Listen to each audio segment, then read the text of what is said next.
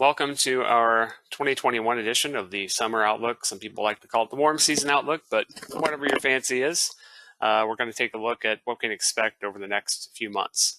Traditionally, the summer months in the Northwest tend to be rather quiet for the most part, but quiet in terms of thunderstorms does not mean quiet in terms of fire weather. So there's certainly always something to be concerned about. So we're going to delve into a lot of different topics today.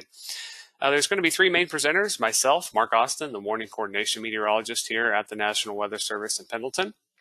And we'll have Brandon Longhorn, and he's going to speak about some of the fire outlooks and the ENSO, the El Nino Southern Oscillation Cycle, and what we're expecting with that. And our hydrologist, Marilyn Lohman, is going to touch on drought and water supply concerns. So we're going to go ahead and start with one of my favorite topics, and that is thunderstorms and severe weather. Having spent time in a number of different offices that tend to have a little more thunderstorm activity than we do here, it's always interesting to see how thunderstorm patterns affect different parts of the country in different ways. So, right off the bat, I mean, there's no doubt we'll have some severe weather, at some point between now and September, October, right? We're getting into the warm season, that time of year when the days are longer. We got a little bit more moisture out there. If we get a decent storm system to come in here and things all come together, we can always get those severe weather events. We're actually coming up on the 1-year anniversary of a fairly significant severe weather episode, at least for the inland Northwest, that occurred last year on May 30th. And, I'm sure some of you probably recall that event that brought very large hail, damaging winds to a pretty large swath of central Oregon, up into northeast Oregon and far southeast Washington. Fortunately, good news is we're not seeing anything like that in the next 7 to 10 days. But, you never know when we might see a pattern evolve that way. So there's no real way, there's no way to predict seasonally what kind of trend we might see with respect to severe weather. That's reliable anyway. We can kind of use some of these climate models to get a handle on whether or not we might be seeing some signal of a pattern that could favor that, but they're not all that reliable beyond, about 7 to 10 days. So some of the long-term models that we use, especially when we use what we call ensembles, that is basically running the same model a number of different times with different starting positions and different data, and that spits out a number of different solutions. If we kind of put that all together, that gives us a better idea of what we might see in a general sense, kind of a broad pattern that could favor thunderstorm development. And that really gets us out to about 7 to 10 days. Although confidence tends to be relatively low even that far out, that things are really going to mesh together and come together just right for that severe weather. Certainly, though, if we're looking, 4 or 5 days out, we get pretty high confidence, and obviously leading into the event, we're going to be much more confident in what we might see if we do expect severe weather. So bottom line is, we're not sure what's going to happen yet, but we're keeping an eye on things. Just quickly, I kind of did these little mock-ups to just briefly touch on what kind of pattern we would look for a favorable thunderstorm environment. And we've actually seen a couple of these storm systems roll through here in the last week or so. It's one of the reasons we're cooler than we normally would be. Right now, we're seeing a bit of cool weather. We've had some mountain shower activity recently, and it's because we have these large upper-level storm systems, or upper troughs, if you want to get scientific, that move in off the Pacific coast, and they move into the inland Northwest and perhaps march on east into the northern plains. So, not every one of these systems is necessarily going to bring thunderstorms, right? It takes a number of different ingredients coming together. So you got to have a source of moisture. You have to have heat and instability, and something to get those storms going. So in the case of the last couple of systems we've had, we just haven't had a whole lot of instability. There have been a few thunderstorms here and there, but by and large, nothing real significant in terms of severe weather. But if we were to get, fairly large amount of instability, like we saw late last May, and we had a large upper storm system move into the region, such as this hypothetical you see here, with the jet stream draped over Oregon and Washington, and perhaps a frontal system or something like that moving through to get thunderstorms going, then we certainly could see severe weather. So again, not seeing anything like this in the next week or so, but always something to keep an eye on. So the flip side of this would be a large upper ridge overhead.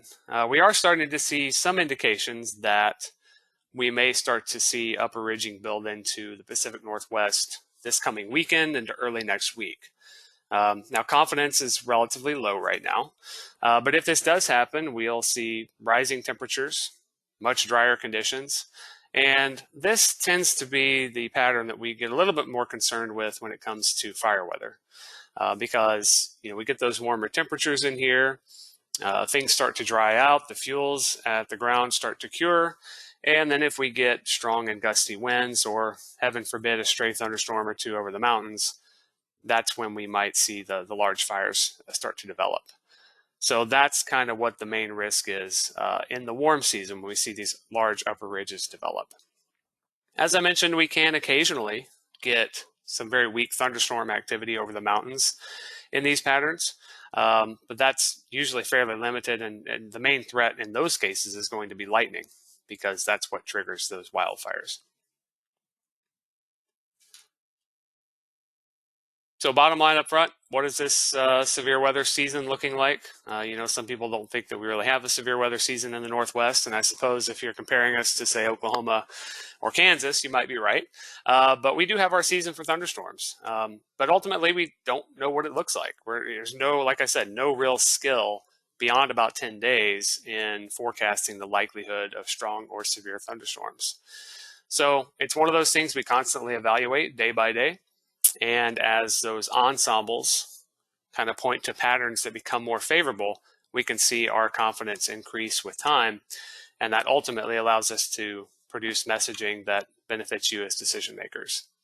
And I will note, if we are going into a severe event, things are really looking like, we may see large hail, damaging winds. Very, very rarely do we see tornadoes up here, but, there's a time and a place for everything. If we're seeing that potential start to coalesce and our confidence increases, we'll start sending out daily emails about the severe weather potential. And usually when it's a more widespread or high-end event, such as last May 30th of last year, then we may actually do a live webinar for those types of events. So something to keep your eyes out on. And you will get sufficient email notice of that ahead of time. All right, now we're moving on to the Oregon drought conditions. I believe, Marilyn, you are going to pick it up from here, correct? Yes, thank you, Mark. Good morning, everyone. We're going to just kind of go over where we are right now and how we got there very quickly, and then some seasonal outlooks. And we have a couple maps here. The first one up is the Oregon drought. This is from the U.S. Drought Monitor that's updated weekly.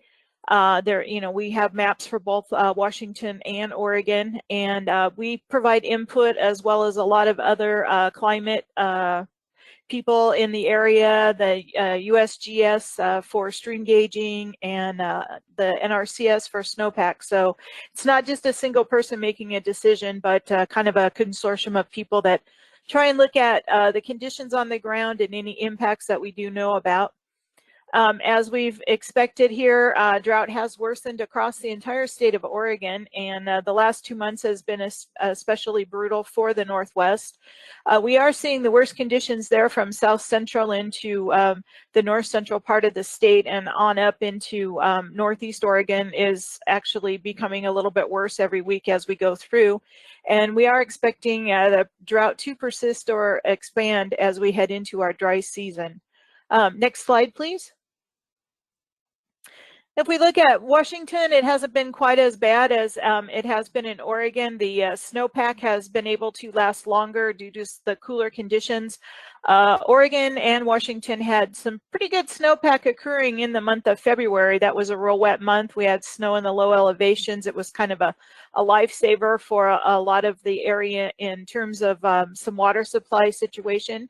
But here in Washington, it has been drying out as well, with some very dry conditions in the lower Columbia Basin and on up into northeast Washington. But the west side has been affected as well, and we are expected to see some expansion east of the Cascades. Next slide. So how did we get in this position?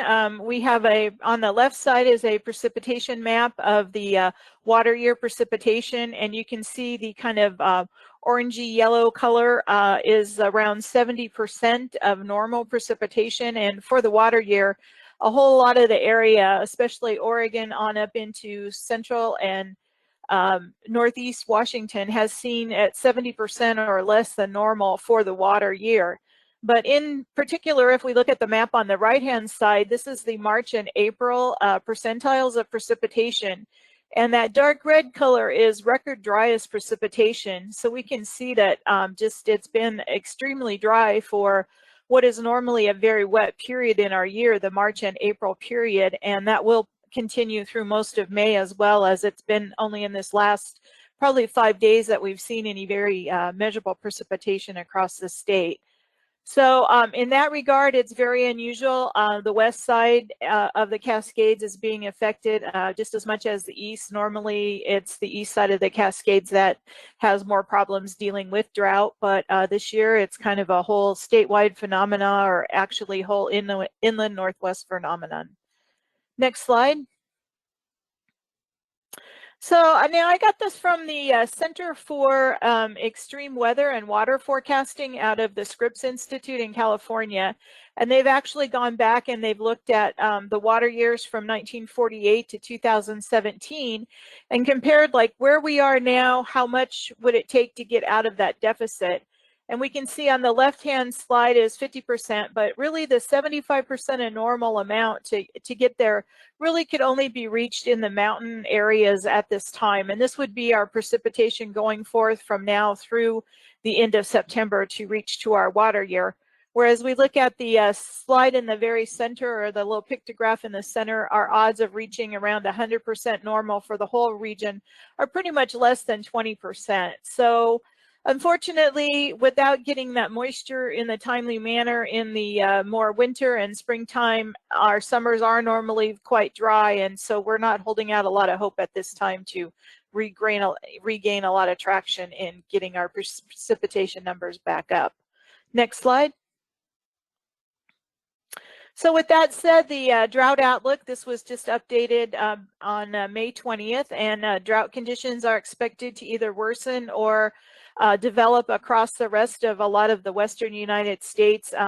As you well know, down in Oregon, central and southern Oregon, it's kind of and even parts of Washington, it's been kind of a more multi-year event. Normally we'll have drought and we'll be able to kind of regain that precipitation during the winter months, but this is kind of going on over only 2 months out of the last 16 to 18 months I've seen anywhere near to above normal precipitation for a lot of the area. So kind of this multi-year drought that will take quite a long time to dig our way out of it. Next slide. And unfortunately, looking at our outlooks from the Climate Prediction Center, the seasonal outlooks, we have several months worth here to go through. The first one for June, July, and August, our precipitation outlook is on the left-hand side, and our temperature is on the right-hand side. And that brownish color does denote that there are increased chances of below normal precipitation. That doesn't mean that we're going to have zero precipitation, but the odds are during that time frame that it will be below normal.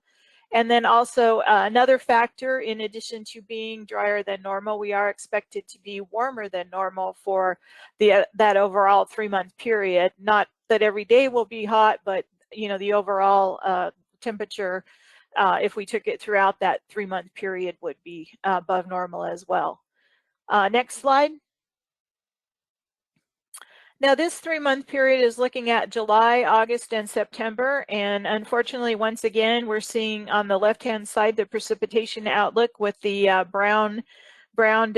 darker brown colors over us, which once again shows a overall trend of below normal precipitation, increased chances of below normal precipitation, and then on the right-hand side, once again, increased chances of above normal temperatures. So as our summers are normally hot and dry, this looks to continue that trend and on into September. And next slide, please. And then as we finally get into the August, September, and October time period, we do see that below normal area of precipitation expected kind of shift a little bit to the east into more of the Rocky Mountain area. So that means basically we probably will be getting back to our more seasonal, or actually it means that there are above, below, or equal chances of above normal or below, that there's not a lot of skill in this late summer, early fall period for precipitation, but then for temperature, it does still show above normal temperatures. So unfortunately, like I said, the whole summer does look to be on the warmer and drier side than we normally see. And that's all I have. I'd like to go ahead and pass it on to Brandon then. Oh, thank you, Marilyn. Hi, everyone.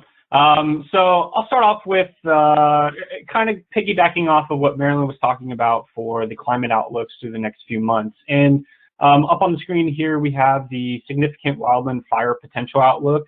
The folks over at the Predictive Services National Interagency Fire Center created these graphics for us. And so for May, the month we're currently in, as you can see here, we're near normal for our fire potential outlook. However, as we saw from Maryland, as we get warming or warmer than average temperatures, and then we're going to be drier than normal as we get into June and later into the summer, our wildland fire potential outlook increases. We become above normal in the inland northwest here. Next page, please. So as we get into July and August, as you can see here, this does not change much through those months. We are still seeing, above normal conditions for significant wildland fire potential outlook due to those drier conditions and the warm conditions that we see during the summer. We got a little bit of this during the spring, early spring, especially during April, as we were drier than normal. But being, and then as through May, we have cooled off a little bit. This may help us somewhat, but as we get into June and then July and August, it really flares back up. Next page, please. So what about beyond summer? Something that you may hear us talk about every once in a while is ENSO, or when we start talking about El Nino and La Niña. This is a process that's, we look at sea surface temperatures over the equatorial Pacific, and we're looking at where the warm water and the cooler than average water surface water is across that area. It is a climate circulation that really does influence our regional weather. However, these effects, we don't really see them during the summer, but we do see them during the winter. Next slide. So for us, what we really want to look at, what we really want to see in ENSO is La Niña, because La Niña is more favorable for wetter conditions across the Pacific Northwest, and actually cooler conditions as well, as ENSO can affect the positions of our jet streams. As you can see on the graphic here, the polar jet stream in a La Niña winter is actually a little bit further south, and does bring us the cooler conditions. Though not seen here is that the subtropical jet is actually a little bit further north, and it helps to aim more moisture into our area. So really what we're looking for, after the summer and as we start to get into winter, we want to see a La Niña signal. Next slide. So here we have the probabilistic ENSO forecast, and as on the far left here, we're looking at 3-month seasons, and each bar graph goes up incrementally a month. So we're starting April, May, June here, and we go May, June, July, and so on and so forth. And here we're seeing that we are going into a neutral ENSO through the summer and up till about October.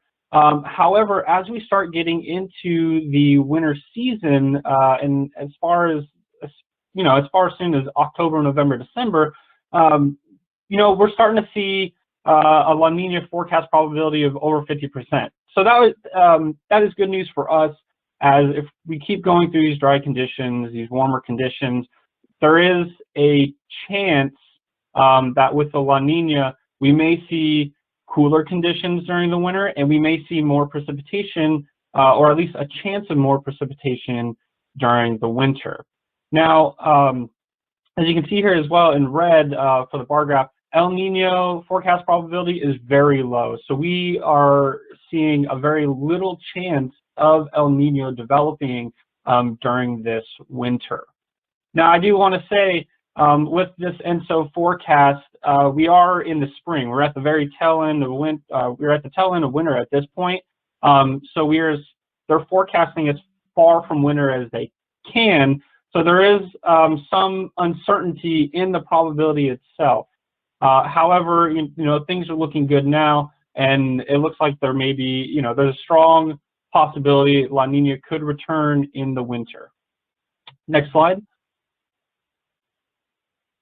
So overall, what we've been talking about here, as Mark said, we may see some severe weather across the inland Northwest this summer. However, it's too soon to tell you how frequent it's going to occur and where exactly it's going to be occurring. That is something that as we come into the near term, within the first, within 5 to 7 days of an event, starting to form, that's when we'll know severe weather is upon us. And that's when we will start telling you folks, or at least alerting you that, severe weather is on its way. Drought is still ongoing. It's going to be worsening, and is going to be a major concern with little hope of getting back to our normal water year precipitation, especially during the summer. Not enough precipitation, and we're really relying on the next several years to get us back to this normal water year precipitation. So the drought will also, through the summer months, will increase the wildland fire danger and that threat, especially as we get through June and through August.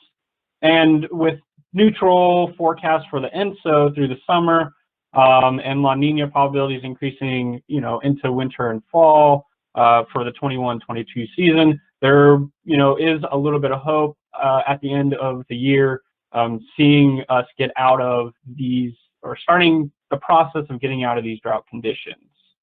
So that is all I have, and I will leave it up to Mark.